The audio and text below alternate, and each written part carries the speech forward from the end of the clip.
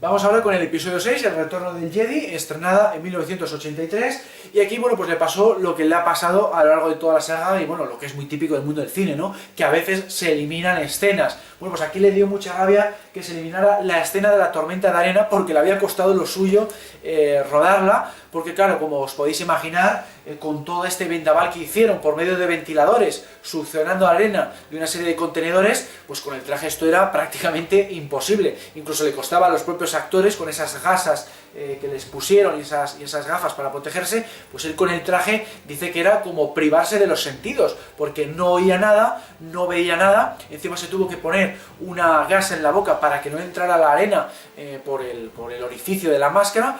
Fue realmente espantoso, y a pesar de que lo había practicado, y a pesar de que era tan solo subir por la rampa del halcón, no tenía que hacer nada más, pues ya en la primera toma se tropezó con una roca del escenario y se cayó al suelo. No fue una caída especialmente grave, pero ya en la primera toma no lo consiguió ya en la segunda, y bueno, pues ya digo, le dio rabia en ese sentido, ¿no? Luego aquí es curioso que le dobló una especialista llamada Tracy Edon, que era la misma especialista que había doblado a Carrie Fisher, como podéis ver en esta imagen, en la escena de la barcaza de Jabba, cuando Leia junto a Luke se balancean para escapar cuando está explotando el vehículo y se montan en el esquife, ¿no? Bueno, pues aquí esta mujer se tuvo que poner un traje de C3PO hecho de goma para la escena en la que R2D2 le empuja y le lanza fuera del vehículo. Era una escena muy arriesgada para que lo interpretara él. Y bueno, esto ya le había pasado, por ejemplo, en el episodio 4, pero allí no había tanto presupuesto y tuvieron que coger a alguien del equipo en ese momento, ¿no? Lo tuvo que hacer Jim Barlow, que era un miembro del equipo de utilería, que era el más delgado de todo el equipo y el único que parecía caber en el traje de C3PO. Ahí no había traje de goma, tuvieron que hacer la caída con el mismo traje, y me estoy refiriendo a la caída de espaldas que se produce cuando es atacado C3PO por un Tusken Raider. En ese momento, Anthony Daniels, en su ignorancia, pues tenía miedo de que, como que le estaban quitando el papel, ¿no? Él quería hacer todo lo de C3PO, pero luego se dio cuenta de que era mejor hacerlo así, porque por si lo que fuera se lesionaba, pues se paraba la producción, a ver quién luego hacía de C3PO. Era importante tirar de dobles para escenas de este tipo, aunque no era especialmente arriesgada, era caer de espaldas en una colchoneta, en ese caso del Tusken Raider, pero era conveniente tirar de dobles por ese tema, ¿no? De que si se lesiona el protagonista, pues puede ser delicado de cara al resto de la producción. Y aquí, por supuesto, en la barcaza era imprescindible. Esta especialista, por cierto, también interpretó, como veis en esta imagen promocional, a uno de los soldados rebeldes que van a la misión de Endor. Lo que pasa es que en principio no aparece en pantalla, no hay prueba de ello, porque se cree que solamente participó en el asalto interior del búnker, que como sabemos son escenas eliminadas. Luego aquí comentaba Anthony que se produjo el accidente más serio que él recuerda de toda la trilogía clásica y probablemente de toda la saga galáctica, porque resultó que había varios técnicos trabajando vamos a decir, en el exterior de la barcaza, cuando en un momento dado una manguera de un generador de humo se soltó y el vapor hirviendo impactó en uno de esos técnicos. Se oyó el grito, dice, en todo el set de rodaje, y efectivamente fue una lesión muy grave, porque enseguida le trasladaron en helicóptero al hospital más cercano. Y bueno, pues al mismo tiempo, en esta producción, él vivió, dice, la broma más graciosa de todas las películas de Star Wars, porque resultó que cuando estaban regresando de ese desierto de Yuma, en Arizona, pues resultó que, bueno, pues iban en varios coches, también había un autobús con varios miembros del equipo, él tenía su propio coche, por cierto, muy cómodo, porque iba con aire acondicionado, cosa que agradecía después de sufrir ese calor en el desierto, y bueno, de repente, el autobús donde más miembros del equipo había, empezó a pitar y a adelantar a todos esos coches. Bueno, pues era un comportamiento un tanto extraño, miró a ver qué pasaba, y al mirar a ese vehículo, todos los integrantes de ese vehículo, que eran compañeros suyos, estaba haciendo un calvo por las ventanillas. Fue algo, dice, graciosísimo, y que le dio rabia no tener en ese momento una cámara de fotos para tenerlo de recuerdo. Luego aquí le pasó una cosa rarísima que nunca le había pasado ni antes ni después en la saga con el traje de C-3PO, que es que sufrió claustrofobia en el momento en el que le ataca el títere de Salacious Crumb. Fue algo realmente extraño, dice que no sabe qué le pasó en ese momento por la mente, pero rápidamente empezó a decir sacadme, sacadme, sacadme, y eso fue lo que hicieron. Cortaron la escena, le quitaron la máscara y le costaba incluso respirar sin ella puesta. Fue algo muy raro, le costó varios minutos recuperar la compostura y bueno, pues después de eso sí, grabó la escena sin mayores problemas, pero fue lo más extraño que le pasó rodando como C-3PO, y es algo que además se le hizo muy raro, porque aparte que ya había hecho 2 películas como C-3PO y otras tantas cosas como hemos visto, había hecho cursos de submarinismo precisamente para no tener este tipo de problemas, y buceando tampoco los había tenido. Vamos a ver ahora su frase favorita, no solo del Retorno del Jedi, sino de toda la saga, porque dice que fue un poco la venganza de C-3PO contra Han Solo, porque claro, Han Solo siempre se metía con su personaje, pero C-3PO nunca le devolvía ninguna de las pullas, ¿no? Pues aquí dice que lo interpretó con un poco de ironía, esta frase, porque realmente parece que podría ser, ¿no?, una venganza de C-3PO contra Han Solo. Vamos a verlo. Atoyum no, hoitagoi y quatrum pia.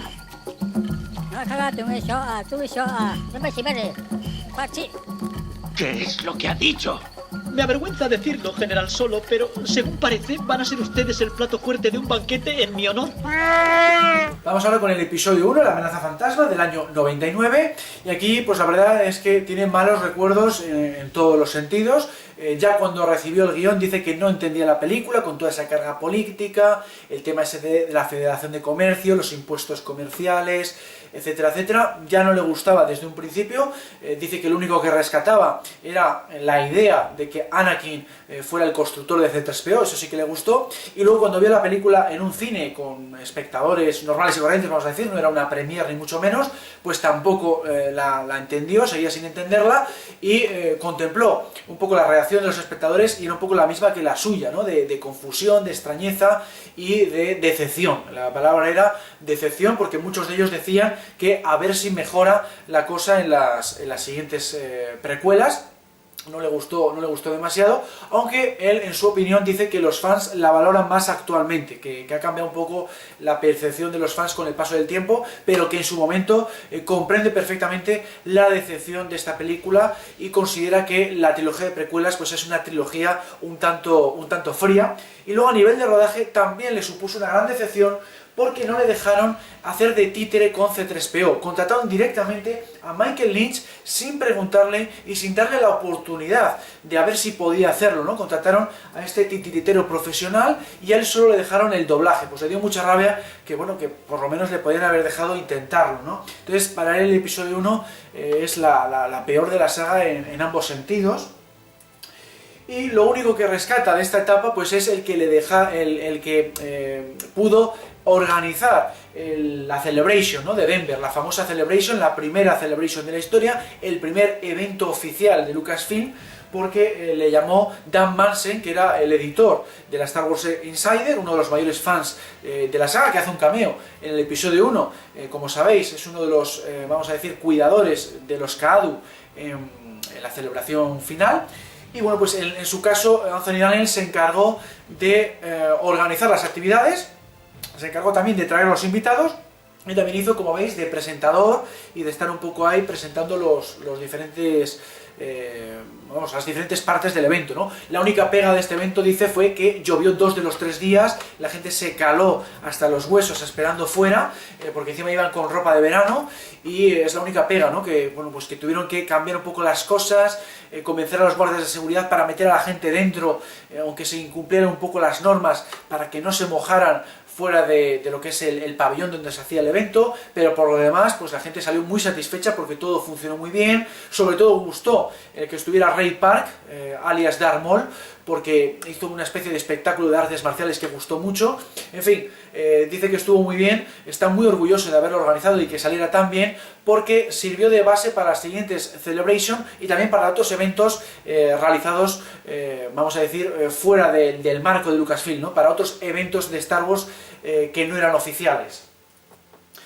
Vamos a ver una de las escenas que más le gustan de esta película, que es cuando C-3PO se presenta ante R2-D2, que también es una de las que más gustan en general de su personaje, y que fue realizada por Carrie Fisher, porque ya sabéis que aquí actuó como doctora de guiones de esta película. Es uno de los trabajos que realizó en los años 90, colaboró con Lucas para pulir el guión, y bueno, pues es verdad que es uno de los mejores momentos de la película. Vamos a verlo. No sé si este suelo presenta una estabilidad. Ah, hola. Creo que no nos ha presentado. R2-D2, encantado de conocerte. Yo soy C-3PO, Relaciones Cibernéticas Humanas. Perdona, ¿qué quieres decir con desnudo? ¡Que se me ven las partes! ¡Recorcholis! ¡Oh! Bueno, vamos ahora con el episodio 2, el ataque de los clones de 2002, y bueno, pues aquí comenta un poco lo mismo que también comentó referente al episodio 1, que no he dicho antes porque quería comentarlo ahora, que es que no le gustó el ambiente de trabajo. El ambiente de trabajo era muy tenso, muy industrial, y todo estaba muy centrado en el calendario, en la eficacia, en el rendimiento, y en consecuencia se trataba muy mal tanto al equipo técnico como al equipo artístico. El trato fue del todo inadecuado en su opinión, y eso no le echa la culpa a George Lucas, porque él estaba totalmente involucrado en la dirección. Entonces los que se encargaron de temas de producción dice que no lo hicieron en condiciones, ¿no? Ese es un poco el resumen referente a este episodio 2, y lo mismo aplica, ya digo, tanto al episodio 1 como al episodio 3. No había ese ambiente familiar del que había disfrutado en la trilogía clásica. Luego, lo que sí destaca de esta película es que aquí sí que le dejaron ser títere de C-3PO, lo que pasa es que luego estas escenas, como sabemos, fueron eliminadas. Él viajó a Túnez, hizo toda esa parte de C-3PO sin carcasa en esos decorados de la granja de los Lars, pero por desgracia, por todo esto fue eliminado. Pero aquí vamos a ver un ejemplo del trato inadecuado. Aquí él pidió, por favor, a ver si podían poner un suelo hecho de tarima, ¿no? De listones de madera o algo, porque era bastante irregular y él veía que con el títere pues se iba a caer, lo veía muy complicado rodar así. Y le dijeron que no había posibilidad, que no disponían de esos materiales y que había que rodar como estaba el suelo. Bueno, pues pasó lo que tenía que pasar, que se tropezó, se cayó con el títere quedó destrozado y no tenían otro, era un títere único.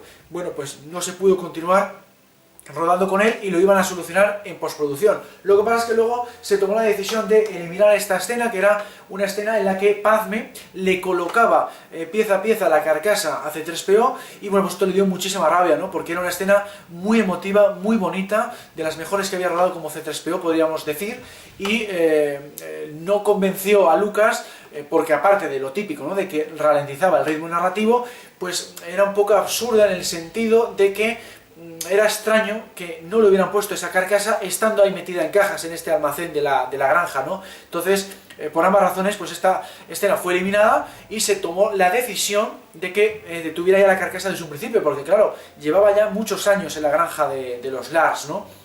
Entonces, al decidir que iba a tener la carcasa desde un principio, tuvo que rodar otra vez todas sus escenas con el traje ya de C-3PO, pero con ese formato, ¿no? De carcasa, digamos, no dorada, ¿no? Una carcasa de chatarra, podríamos decir, y lo tuvo que hacer en los estudios Fox de Australia, donde se había rodado todos los interiores de la película, con pantalla azul, de tal forma que luego ILM le insertó en todas sus escenas que había hecho en Túnez y en todas esas escenas que habían rodado el resto de actores en estos decorados de Túnez.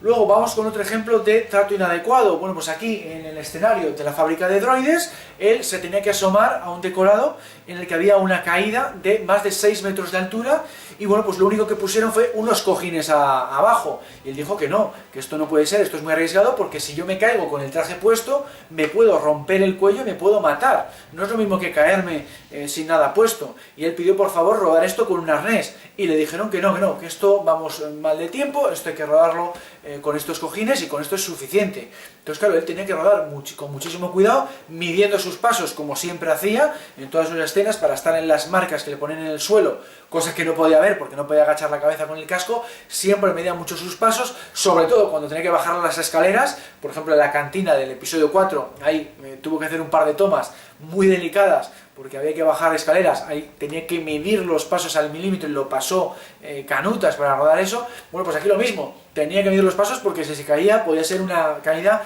realmente letal. Bueno, pues ahí tenemos otro ejemplo claro de trato inadecuado durante el rodaje del episodio 2.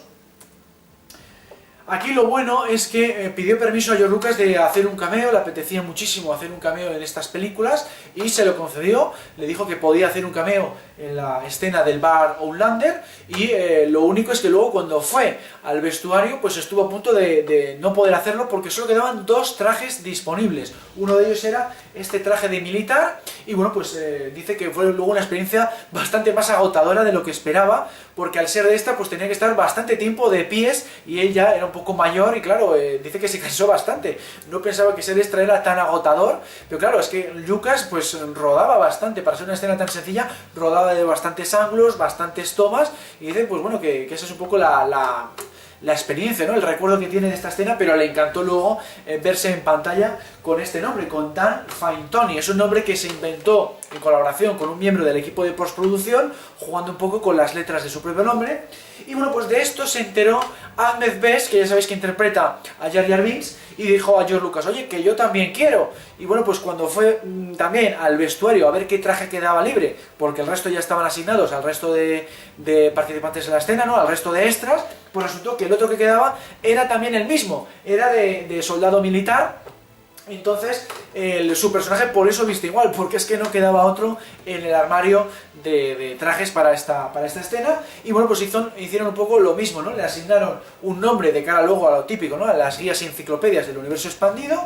Jugaron con su nombre para dar con el suyo, en este caso es Ahmed Best, como veis se parece a Ahmed Best, a su nombre real, y le asignaron una biografía de cara a esas enciclopedias, y bueno, pues hicieron un poco como que era una especie de estafadores que trabajaban juntos, que se vestían como oficiales militares para hacer las estafas, y llegaron incluso a aparecer en un cómic que luego se cruzaban incluso con sus propios personajes de las películas, que son Jar Jar y C-3PO, ¿no? Esa es un poco la historia de estos fantásticos cameos, y a ambos pues les encantó verse fuera de sus personajes míticos, que son C-3PO y Jar Jar Binks, ¿no? Por cierto, no es el único cameo de Anthony Daniels. Vamos a ver que ha hecho un total de 5 a lo largo de la saga, y de hecho ya había hecho uno en el episodio 4. Le pidieron por favor, haz de este droide pato, le llamaron así porque tenía una cara como de pato, era un personaje muy similar a C-3PO en cuanto a estructura, era un droide prácticamente como si fuera de protocolo, y lo mismo, le asignaron un nombre, le dieron luego una historia de cara a las guías y enciclopedias, y bueno, pues vamos a ver que es una toma muy breve, pero él les hizo el favor porque bueno, le pareció simpático hacer ese cameo, aunque en este caso no se le ve la cara. Y luego vamos a ver que también ha hecho cameos por lo mismo, porque se lo pidieron y porque a él no le importaba en absoluto hacerlo, en Rogue One y en Han Solo, cosa que le encantó porque así puede presumir de ser el único actor que aparece en todas las películas que tenemos hasta la fecha de la saga. Vamos a ver los 5 cameos de Anthony Daniels. Está bien, dámelo, me lo quedo. Fíjese en esto.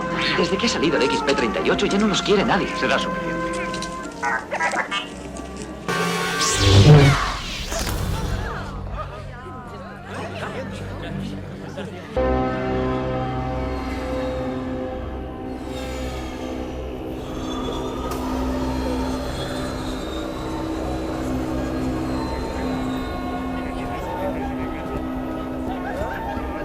Que la fuerza les acompañe.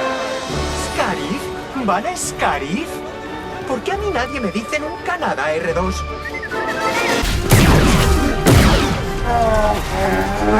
¡Agua! ¡Por aquí! ¡Vamos, vamos! Vamos ahora con el episodio 3, La venganza de los Sith, estrenada en 2005, y aquí pues lo que he dicho antes, ¿no? Se quejó un poco de lo mismo, de que el ambiente seguía siendo muy tenso, muy industrial, nada que ver con el ambiente familiar que había habido en la trilogía clásica, y también se volvió a quejar de que el papel de C-3PO seguía siendo muy irrelevante en comparación con el que había habido en los episodios 4, 5 y 6, y lo mismo que le había pasado en los episodios 1 y 2, ¿no? Le hubiera gustado haber tenido más protagonismo, pero se conformó y le gustó seguir estando en ellas, ¿no? Eso sí que es cierto, él se siente orgulloso de estar en todas las películas, pero que le hubiera gustado, por supuesto, tener más papel en esta trilogía de precuelas. Aquí, por cierto, sufrió una caída que podía haber sido bastante seria, porque digamos que es la caída que más temía como C-3PO, que era caer de boca. Lo que pasa es que en el último segundo se agarró al alféizar de una ventana y lo evitó. Esto ocurrió en un escenario que era bastante peligroso porque tenía escaleras, que era en la terraza del apartamento de Padme, de este episodio 3.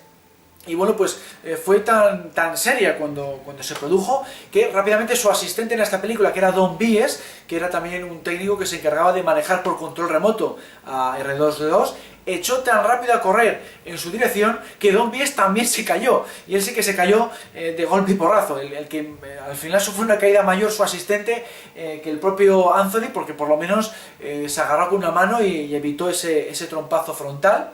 Y bueno, pues aquí la anécdota es que en ese momento en el set de rodaje pues estaban filmando Ewan McGregor y Padme, Natalie Portman, y bueno, pues dice que parece que el único que no se había reído era Ewan McGregor porque le preguntó por su estado, algo que lo consideró pues muy considerado por su parte, pero que luego cuando vio el metraje de esa toma falsa, dice que luego se acabó riendo también, aunque él no oyó su carcajada, ¿no?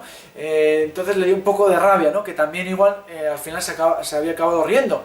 Pero le perdonó porque cuando vio la toma falsa entera, vio su caída en esa repetición, se acabó riendo él también. Fue la verdad una caída bastante graciosa. Vamos a ver una escena también ambientada en este decorado, en el que podemos ver una de las pocas veces en las que tenemos a un C-3PO digital, porque claro, es una de las cosas que no podía hacer él como C-3PO, que era subir escaleras.